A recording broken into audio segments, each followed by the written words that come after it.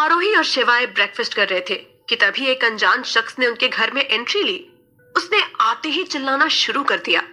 आरोही को समझ ही नहीं आया कि वो इस तरह से शिवाय से लड़ क्यों रहा है, पर तभी उस शख्स ने अदिति नाम की एक लड़की का जिक्र किया। ये नाम सुनकर आरोही एकदम कंफ्यूज हो गई।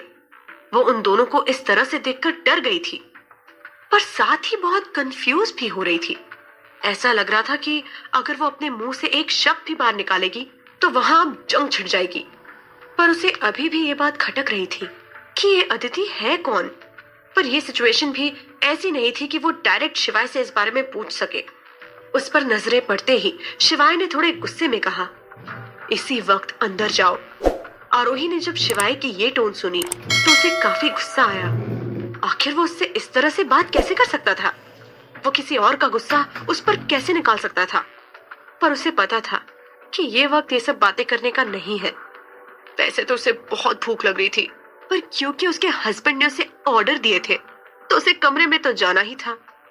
आरोही ब्रेकफास्ट टेबल से उठकर जा ही रही थी कि तभी उसे पीछे से उस आदमी ने कंधे से पकड़कर रोक लिया और कहा, तुम कहीं नहीं जाओगी, तुम यहीं बैठो। इतना बोलते ही उसने आरोही को वापस चेयर पर बिठा दिया। बेचारी आरोही को तो समझ ही नहीं आ रहा था कि अचानक से ये क्या हुआ। वो उन दोनों आदमियों के बीच फंस गई थी। ये देख शिवाय भी गुस्से में बोला, रोहित, आरोही के ऊपर से इसी वक्त अपना हाथ हटाओ। तुम्हारी हिम्मत कैसे हुई इसे हाथ लगाने की? अगली बार ऐसा किया तो तुम्हारा हाथ तोड़ दूंगा। शिवाय को यह देखकर बहुत गुस्सा आया कि रोहित ने आरोही को टच किया। रोहित भी चुप नहीं बैठा। उसने मुंह बनाते हुए कहा, तुम इसे अंदर क्यों भेज रहे हो? क्यों? तुम्हें डर है कि तुम्हारी बीवी को अदिति के बारे में पता चल जाएगा? फिर से अदिति?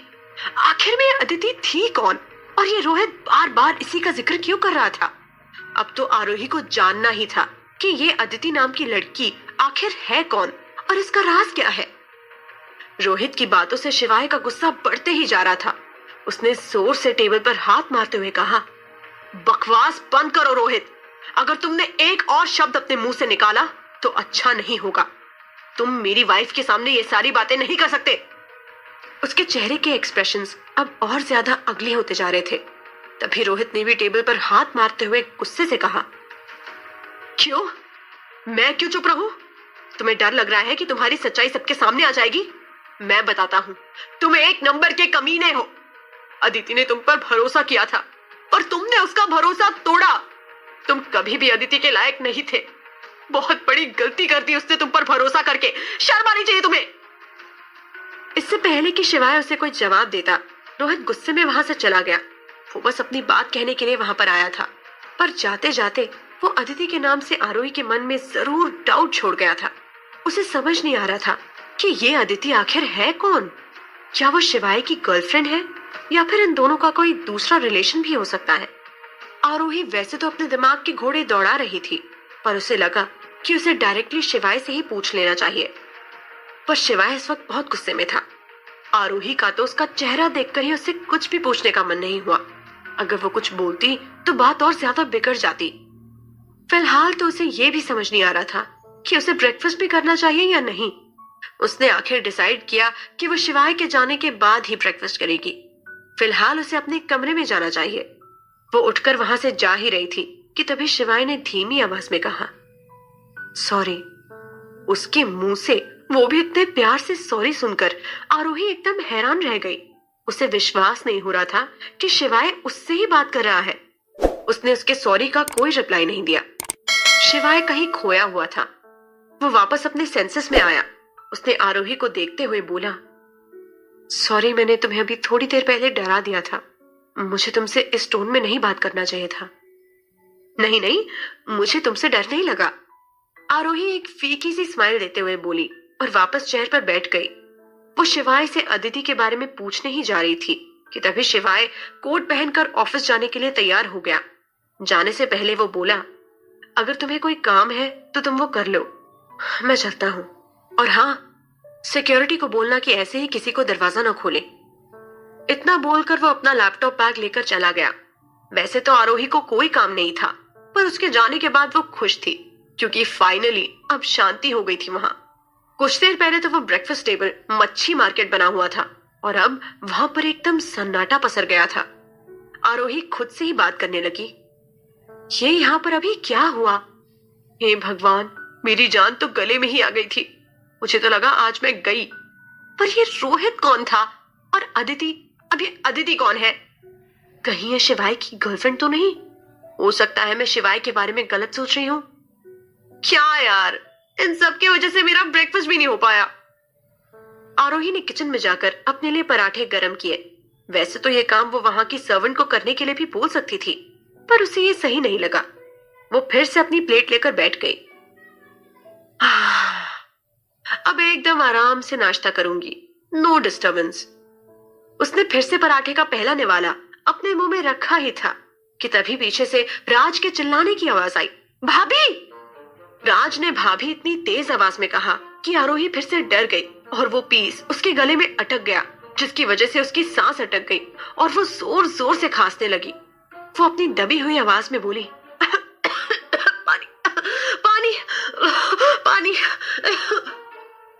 क्योंकि वो पीस उसके गले में अटका हुआ था, इस वजह से उसकी ठीक से आवाज भी नहीं निकल रही थी। राज ने तुरंत जग में से पानी एक ग्लास में निकाला और जल्दी से आरोही को दे दिया। आरोही ने बिना सोचे समझे तुरंत वो पानी पी लिया, पर वो पानी पीते ही उसका पूरा मुंह जल गया। उसने तुरंत वो पानी मुंह से बाहर थूक दिया, क्योंकि पानी बहुत ज्यादा गर्म था, जो बात राज को नहीं पता थी। पर अब वो पीस आरोही के गले से नीचे उतर गया था। तभी आरोही चिल्लाते हुए बोली, क्या तुम मुझे मारना चाहते हो? भला को इतना गर्म पानी देता है क्या? राज, तुम्हें दिखाई नहीं देता कि ग्लास में कितना तेज गर्म पानी है? मेरा पूरा मुंह जला दिया तुमने। राज को इस बात का बिल्कुल भी आइडिया नहीं था। वो कान पकड़ते हुए बोला, सॉरी भाभी, सो सॉरी। मुझे नहीं पता था कि वो गर्म पानी है।